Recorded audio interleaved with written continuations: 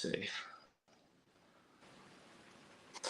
All right. Hello, beautiful people. Hope you're having an amazing day. You are a star. Don't let anyone dim your light. Today, we have a very special guest. Okay. We have RawJuicyFit. Okay. Laetitia. All right. She is an incredible human who is always vibing high. I cannot believe the frequency that this person is resonating on when I first met her. And truly, it does speak volume on the way that she lives. And I know this for a fact, basically through the way we eat, and it's an honor to have her here and really get to understand her lifestyle and how it really can heal a lot of people through a lot of the diseases and the illnesses that we all carry today, even just by minuscule. you know she's in Bali right now and really enjoying herself. Super jealous. She's going to be traveling all around Asia, getting all the most exotic fruits. But yeah, welcome.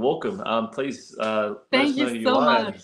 Yeah, I'm so happy to be here, and I'm so happy to share a little bit about my life and about my story. And yeah, so cool. Yeah, it's pretty exciting. So, Laetitia is a raw foodist. She just eats raw foods almost all the time. And I've done this particularly for a few days, and I commend you on how you do it all the time. It is not an easy lifestyle, but I'm sure once you get used to it, and start to see how amazing you feel and all the changes, and how much you glow as well. Like your energy just shifts. Once you hit that certain level of, all right, this is it. I found the sweet spot.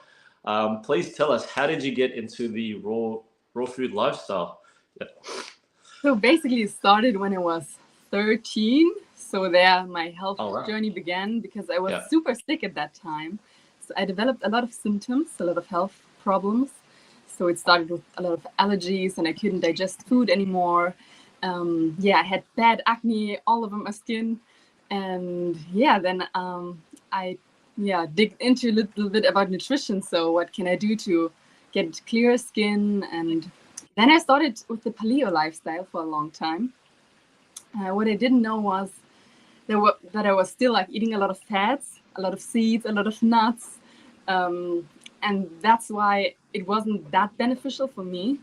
And I got more symptoms on top of that. And then I got parasites, and I went to the doctor, and then I got antibiotics, and then it messed up everything. Like I got IBS and SIBO after that. And I had a lot of health problems, like thyroid problems, hormonal imbalance, and so many different symptoms, and no one could really help me. Like I went to so many doctors, and everyone was like, yeah, you could try that, or maybe do this.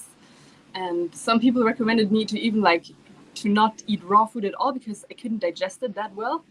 But it was the thing I really needed, of course, first in more like juices and smoothies, because I really had such a weak digestive system. But then I started to detox, and my symptoms got worse during the detox, of course, but in the end, I could heal myself. And so how was it for you when you did the raw cleanse? It was very good. So, like you said, when you go through that detox phase, it seems like at first you think you're doing the wrong thing because you feel more lethargic, when really your body's just getting rid of all the shit. And your body, it's almost like having the flu, for example, right? Or whenever you have a fever, your body's trying to fight, what's not supposed to be there. And a lot of the times we think this is a negative thing, when really your body's just processing a lot of these things to put you in a better state. But that's obviously not many people are aware of that. And then once you push through that, you start to feel so much more incredible, so much more amazing. You feel so much more high vibrational. And I feel like, to me anyways, it is the highest truth, in spirituality, in nutrition. It's absolutely amazing. And I have a lot of respect for people that, sort of live that lifestyle. So I always wanted to do it to kind of cleanse and, just get rid of all the things that I carry with me through food, my external environments, and, all these things that we're not quite aware of. And I always find it such a good reset to really also improve that discipline with food, and to really just, cleanse the lymphatic system and, everything. But the one thing... it starts with the food, 100%, like everything, like the discipline, and The one thing I want to backtrack a bit on. Now, you always told me about these fats and how this was such a big issue. Yeah, And I'm not aware of this because I smash down the fats, even though it's a healthy food, knowing that it's good for you. But I don't realize what it's doing to my body. Tell us more about that, because yeah, you said that you didn't realize that, when you did that, it was doing other things on the side. And yeah, I think this is so important because, we think we eat the right foods, but there's also the timing, which we can go into later with like mono stuff, but the fats. How exactly. did that affect you? How does that work? Yeah, like I did it myself. I ate so much fat like during my youth. So because I thought, yeah, healthy fats, and then I also like during that time where I was so sick, I also lost my period, and the doctors told me, you need more fat. Yeah, you need more fat, and then my skin got really dry, like all over my face. I had so dry Mm, skin, and the doctors told me, yeah, you need more fats. You're not eating enough fat, and I was like putting oil all over my food and tried to like getting the fats in because I was yeah, thinking, yeah, I miss the fats, right? But the thing is, I couldn't digest the fats, and I couldn't my body was like full of toxins, so it was not possible to get anything out of the fats. yeah. And I didn't know at that time that detox, like the real detox, is only possible if you have like thin blood. And how you Mm, get thin blood is like avoiding fats.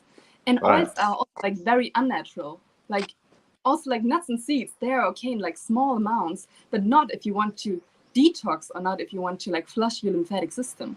So, and the same with salt. Like when you eat salt, toxins are like getting like hold in your body, so you can't detox really. And Yeah. that's why when a lot of people get off of the fats, they feel like really emotional like for the first Mm, like 1 week or so. yeah. And because like things are starting to detox, and Mm, especially like in the morning, our liver loves to detox in the morning, so it's super important to avoid the fats, especially in the morning. If you say, yeah, oh my god, I can't avoid fats every day, so then at least avoid it until like 1 or 2 p.m. um, by eating fruits and vegetables in the morning, fat-free, salt-free. yeah. And yeah, that would be like so awesome, like for the liver to, because like in the night the organs are detoxing, of course. And then when you, I don't know, when you eat fats in the morning, like nuts or something, the detox is stopping like immediately. And then the liver has to digest the fats. So the liver can't do any detox anymore because the liver, I mean, the liver is great. The liver is doing everything for us, but the liver don't have that capacity to do everything, you know? Yeah. So when there's entering food, then the liver needs to stop every detox process and need to digest. That's Yeah. why it's so important to give the liver a break, because the liver is the best organ we have. It's the most Yeah. important organ. Yeah. That's awesome. Yeah. So there's a few things I want to talk about. The difference between detoxing and cleansing, but beforehand, the lymphatic system. I'm only become more aware of it recently and how it's its own purpose. I don't think a lot of people understand what it does and what its role is. What is the lymphatic system, and how important is it to keep it clean? Because Yeah. again, I'm sure like the liver, it's doing a lot of work, and if we stuff Mhm. that up, and we can experience a whole lot of health issues through that. So the lymphatic system is basically the best friend of the liver.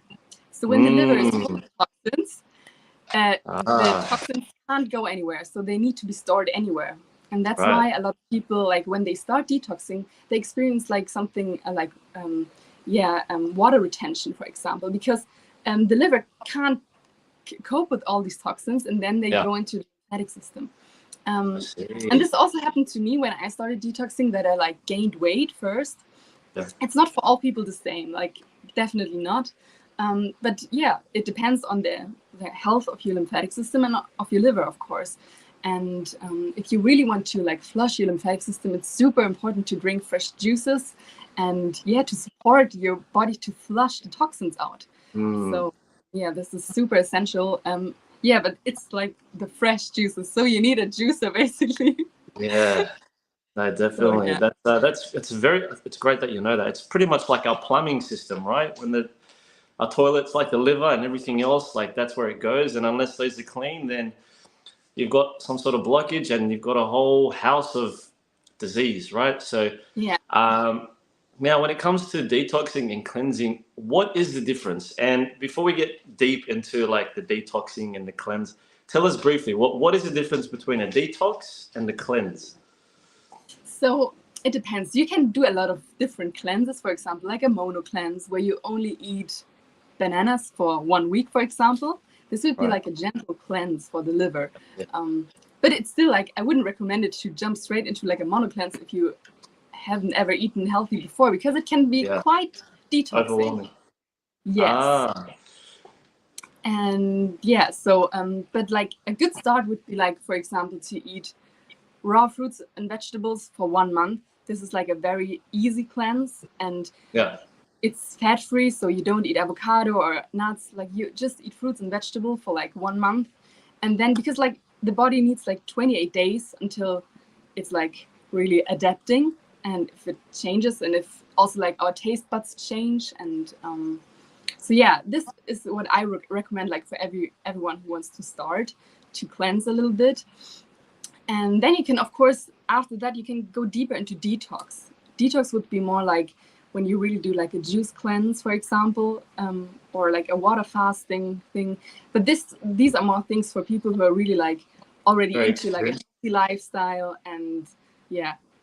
Is that the difference? So a cleanse is a bit lighter and a detox is a bit more like extreme. Is that the difference, or what is the difference between a detox? The thing is, like, the people confuse the words all the time. They call everything detox and everything cleanse. So basically, everything is like everyone understands something different when it comes to detox or cleansing. So when, like, for me, I like a cleanse is like a program or something that you do for like a certain time, and detox is for me more the detox symptoms you experience. So yeah, like for example, you get like migraines during the detox, or your mood swings all the time, and or you're really depressed and you don't know why. That also happens when you go fat free.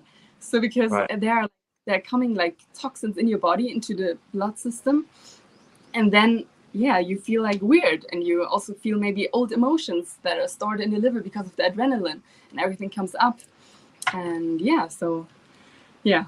It's very interesting how you say that, and I think there's a whole world. There's probably not enough work in that area where, like you said, where we store a lot of these emotions, and that could really shift us spiritually, especially when food is getting in the way of that, because of how dense it is energetically. And once we start to release, we don't realize all these things that we've suppressed for so long, and we wonder why we're feeling so sensitive. Like, whoa, what is this? Why am I feeling this way? When a lot of this is something that you've carried for such a long time. And it'd be great to see more people actually do more of those things, because I think you and I can see that the whole world is going through a lot of turmoil, and they don't understand why, especially just simply eating a carrot and some celery, and they're just, whoa, shit, like all of these things happen. It's like, holy crap, like, I've been trying to fill these voids for such a long time, and not many people understand and could use a bit more guidance, which is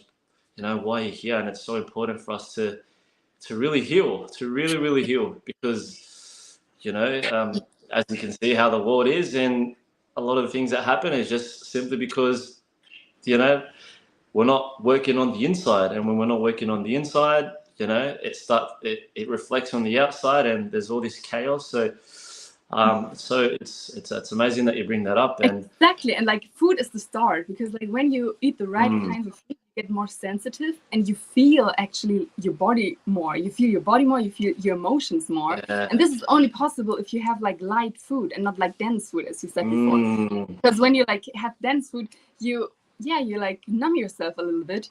And I also like work with a lot of people with eating disorders and like binge eating and all that stuff.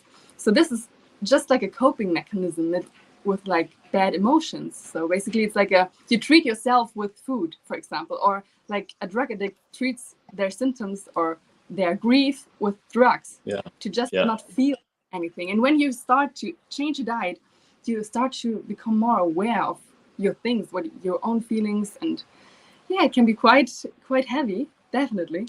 Absolutely. Totally. And I agree, because every time I go on like a fast or a cleanse, and the further I go away from the solid foods and the foods that we grow up with, and the sort of matrix food that I call it, it's the less dependent you become on it. And then you realize, holy shit, like, why have I been eating this all along, and how is it actually serving me, right? And when you start to realize all the raw foods and how it's connected to God, how it's created, how it's connected to consciousness as well. Because there's one great guy, you probably know him, Robert Morse. You know, he says that like everything, like everything has a consciousness, especially food. You know, and when you're consuming these food, you consume the consciousness of this food. You know, and then you don't realize Exactly. when you're Yeah. eating the meats, you're eating all these foods, the grains and all the gluten, like, and you don't realize like all the things that it's gone through, it's carried, and you carry that energy with you, and then it goes straight into your Exactly. cells.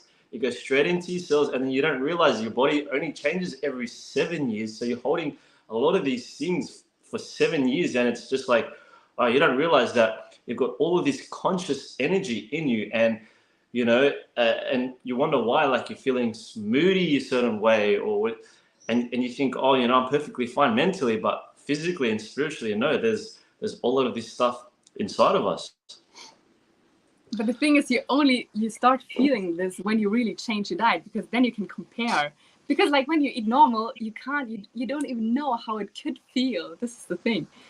So, and like fruits and vegetables, they are like raw living foods, so they have like a high vibration. And there's also like a really good book from Anthony William, Medical Food. It's so nice, and you learn so much about certain foods and what they can do for your body. Yeah. So I highly recommend that. Yeah, definitely. It's so powerful. Like when you start to really learn like how foods have certain frequency, certain vibration, and really understand that all these things, obviously they have a certain connection with the way our body programs. But when we start to look at food as not just, you know, some form of pleasure, but as a source of fuel, your whole world changes, and you start to respect it a lot more and respect your body a lot more when you actually give yourself, you know, the opportunity to be healthy. And like you said, this normal for us. I remember for me, for a long time ago, I thought people who ate raw foods, they're the extreme people. These guys are like addicted to like, you know, all these fads, and they all want to look like a certain way. It's like, no, that's actually normal. That is where we're supposed to be at. But society is just way back here because they keep feeding us garbage and garbage, and we rely on the pharmaceutical, and we keep going back Yeah. through this cycle of sickness and healing and sickness and healing, when really we don't have to go through that whole process. We can just stick to being healthy, and the body's constantly detoxing and cleansing, and you don't have to go through all these different programs when you realize eating that like that is just the way of life, you know. But Yeah. as you know, like you said, a lot of people are addicted to certain ways, and they want to suppress these things, and it's Yeah, unfortunate. but But the problem is like the food industry, because you know, like when you buy anything, there's always salt inside.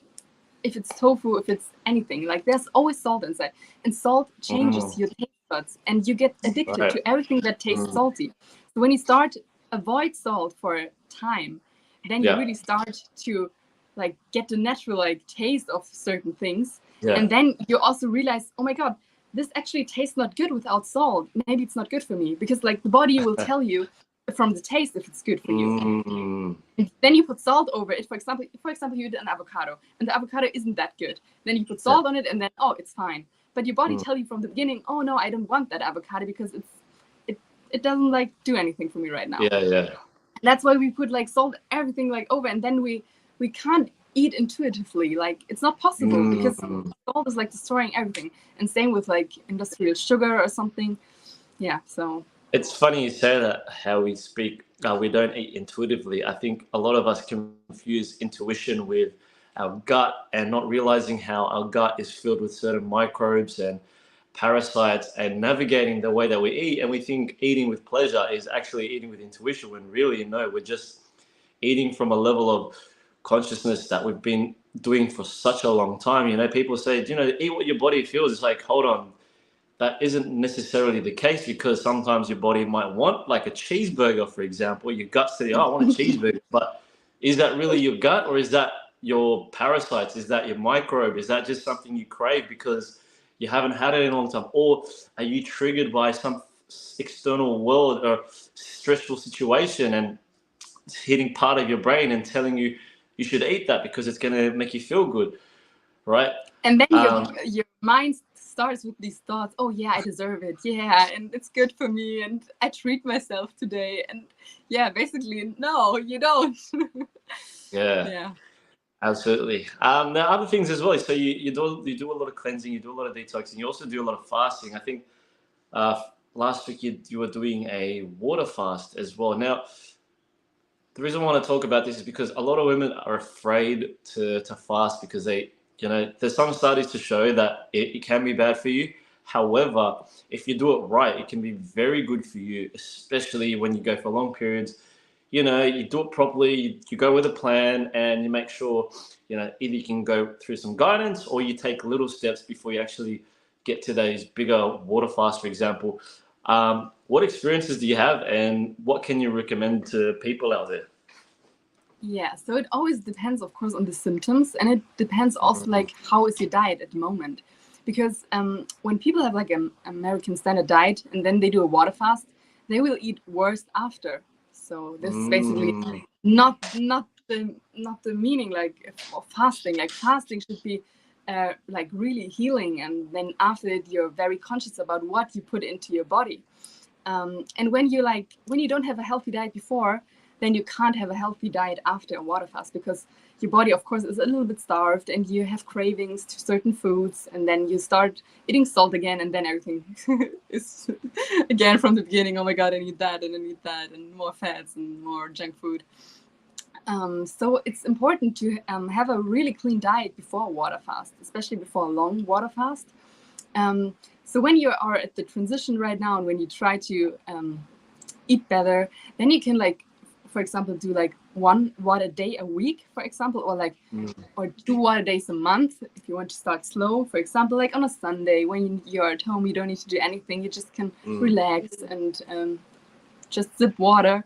So this would be super nice to get into it, because of course it's a training. So, and as cleaner the body gets, the easier a water fast can be.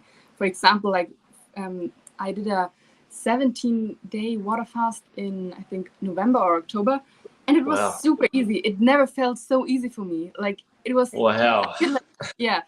And so this is what happens. Like when your body is really clean, you can go for so many more days, and it's awesome.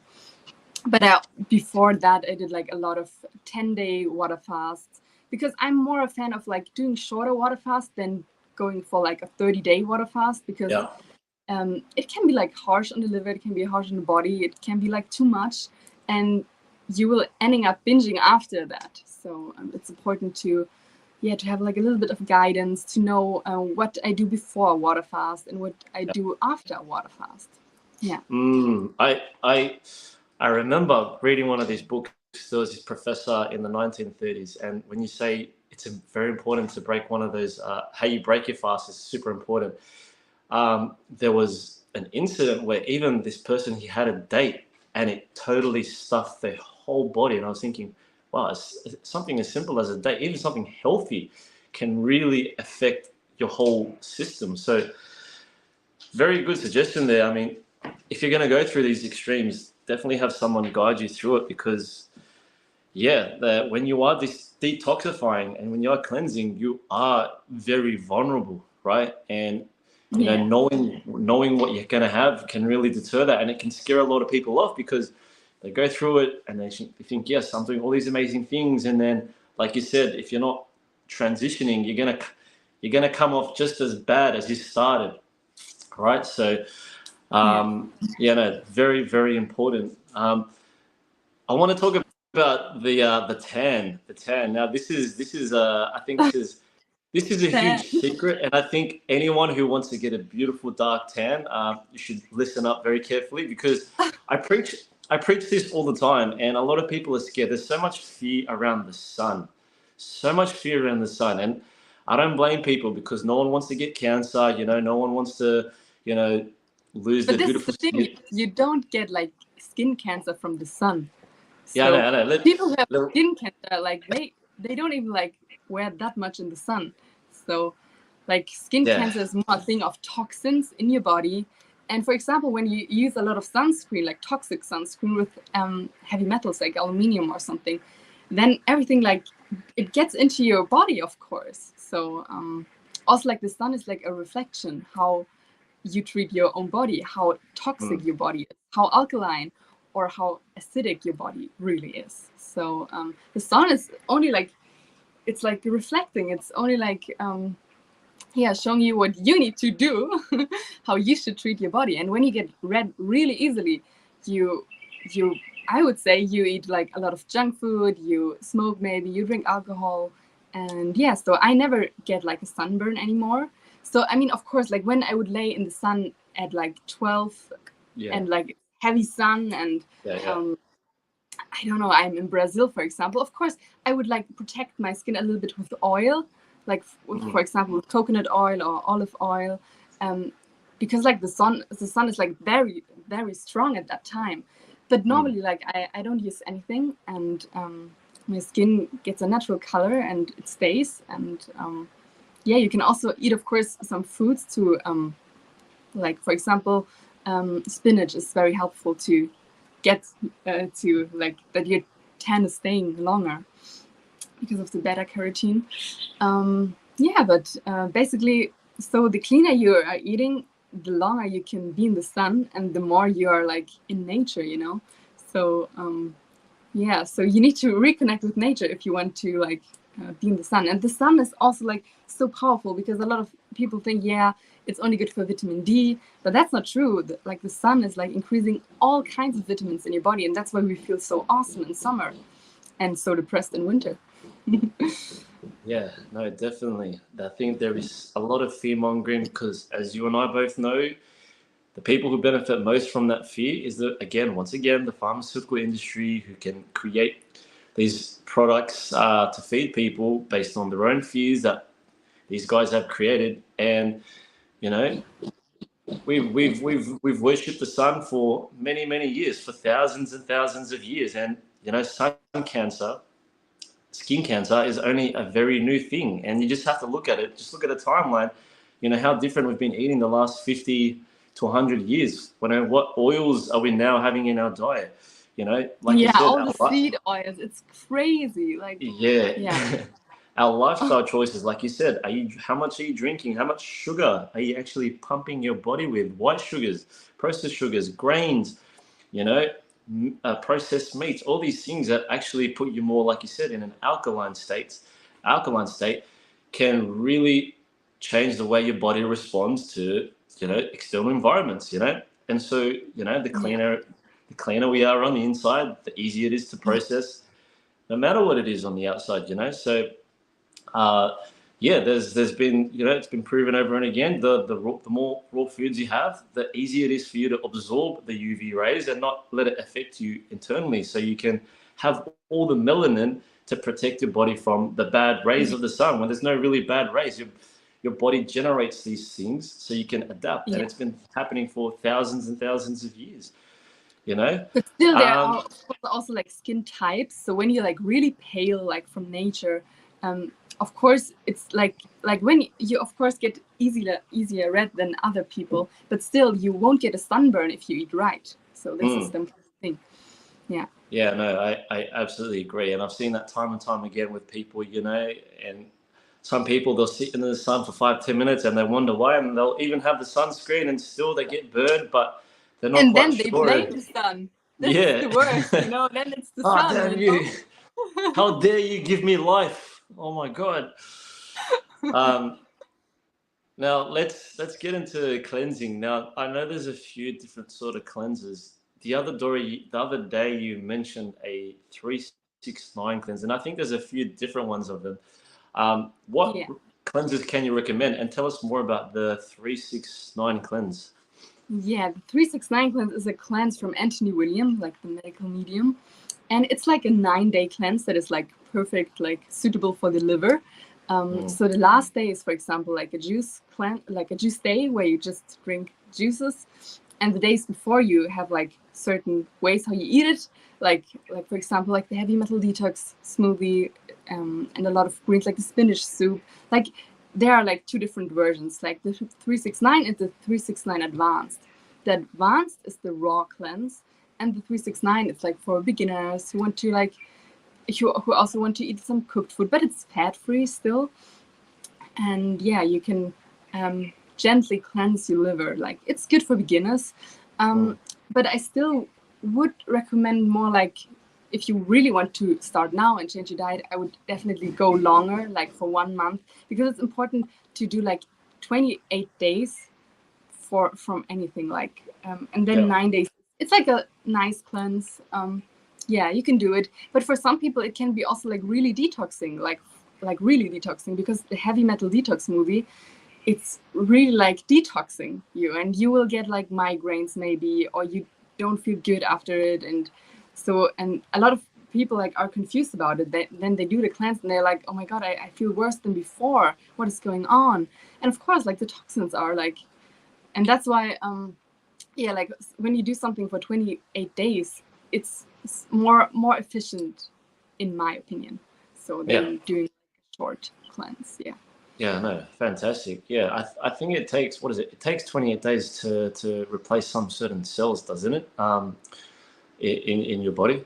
There are a couple of things I want to bring up. Now, there's obviously always a big debate around, protein and spinach as well. But let's go with the protein first. Now, this is a huge one. Now, especially as a bodybuilder a long time ago, I always thought you got to have your chicken, you got to have your beef, and and all this stuff, your whey protein to get to build muscle. But it doesn't seem you're any protein deficient at all. And you've been doing this for many years. Tell us, like, what's the deal with protein? I understand it's very important, especially at a cellular level. It's what fuels it, what helps us stay alive and thrive. But when it comes to protein, how much do we really need? Where can we get it? Where are you getting your protein? You're not eating animals. How are you doing?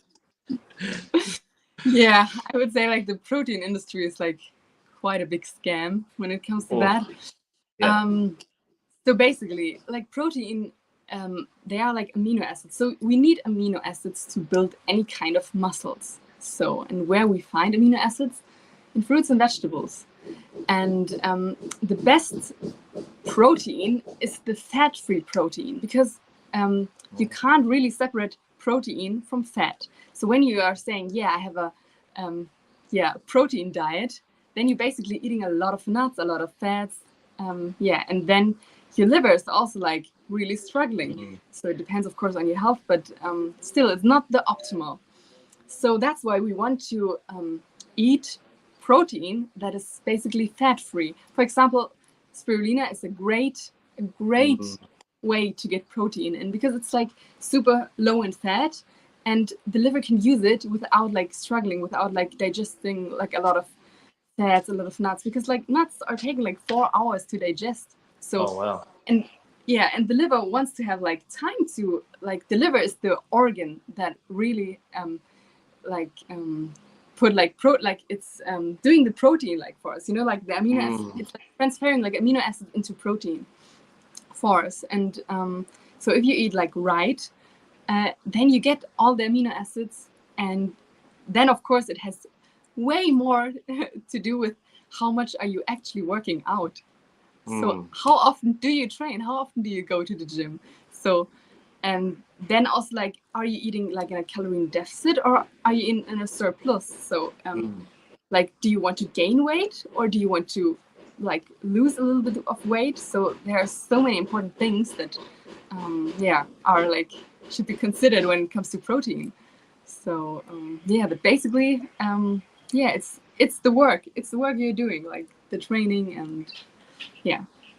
Absolutely. There's a huge combo with that, and like you said, it's one big scam, and not many people want to accept that simply just because of the current habits and lifestyle. But you're living proof. You've done this for many years, and there's no need to fear around whether you have enough or not, based on as long as you get a whole variety of whole foods, you're going to get more than enough than your body needs. Especially if you're if you're not working out already, you'll have way more than enough. So don't get too caught up with what your friends are doing or what people on Instagram are doing to get their protein. As long as you're eating well, then surely you can have more than enough.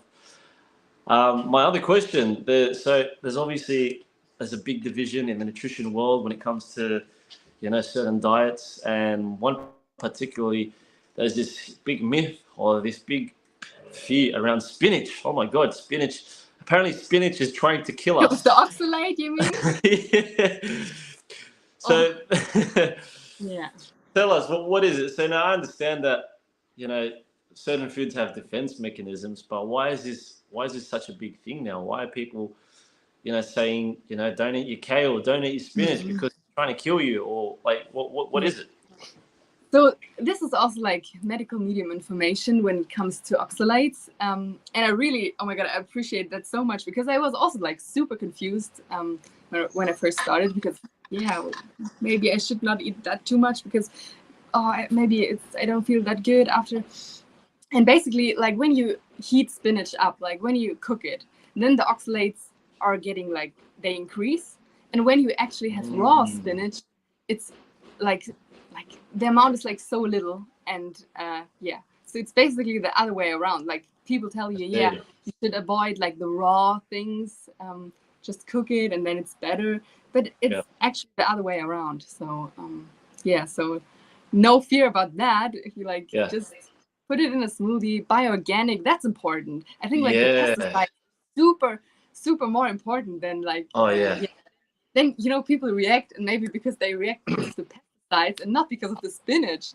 So basically, that is quite scary how people will, you know, choose certain foods just because of what it can do, and not realizing how much contamination is doing more damage, regardless of what you're eating. You know, it's so important that we're aware of how these things are growing, how these things come to our plate, and what it took to actually resource and develop this thing on your, you know, that you're about to stomach. Very good point. You know, eating organic, going to your farmers markets and actually picking up the foods yourself. You know, not using all these packaging. Also, like to wash the fruits and vegetables. Yeah. I mean, like you don't have to wash it when you like pick it from your own garden, of course. Then it's good to not wash it, because there are like a lot of good microorganisms on the food. But when you like go to a supermarket or anything, like everyone is touching the food. Everyone is like, and then you just eat it. No way. Oh my God. This is like how you get all kinds of bugs and viruses and So it's super important to just wash your fruits and vegetables. It's so important. Yeah, that's right. And even, like some people like so I also recommend to, like, for example, wash an avocado before, because like when you cut it, like when you go with the knife, and also the germs or the bacteria also getting inside your avocado. Yeah, right. Yeah, there are a lot of things you can like do to like be more healthy. And also like when it comes, for example, to restaurants, a lot of people like go into restaurants and then they get any contamination, for example, like because there were any bacteria or it wasn't that clean in the kitchen. So that's why I always like recommend, when you eat raw, then you always like order something like garlic or onions like as a side, or lemon that you can like put over, or like take oregano oil like with you, that you don't get any like food contamination.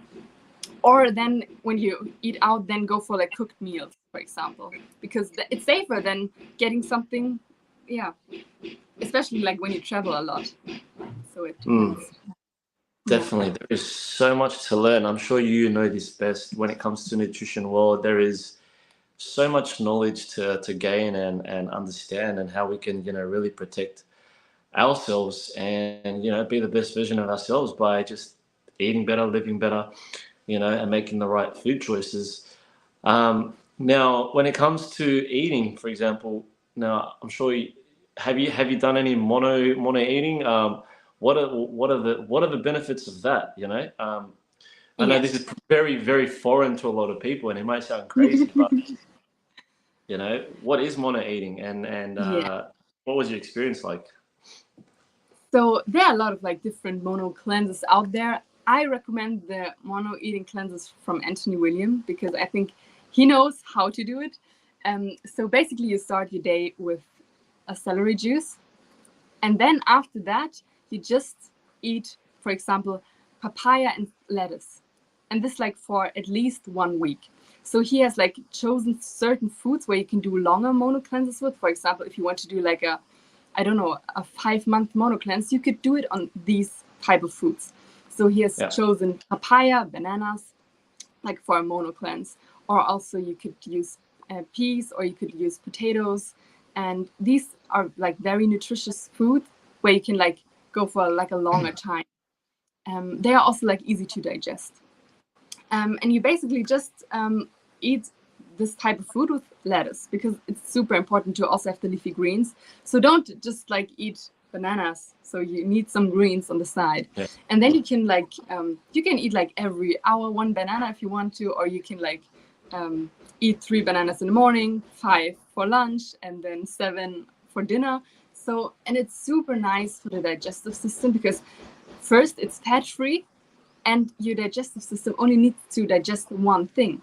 And this is also like very natural for us human beings, because I don't know, like 1,000 years ago, we were like running around, and then we maybe find apple trees, and then we would stay there, and we would like eat all the apples until like the trees are empty. So this is like a very natural thing for us to eat like mono. And I love mono meals. I love to eat just one type of fruit for one time. And I did a lot of mono cleansing. I did banana mono cleanse, potato mono cleanse. I did pear, cucumber mono cleanse.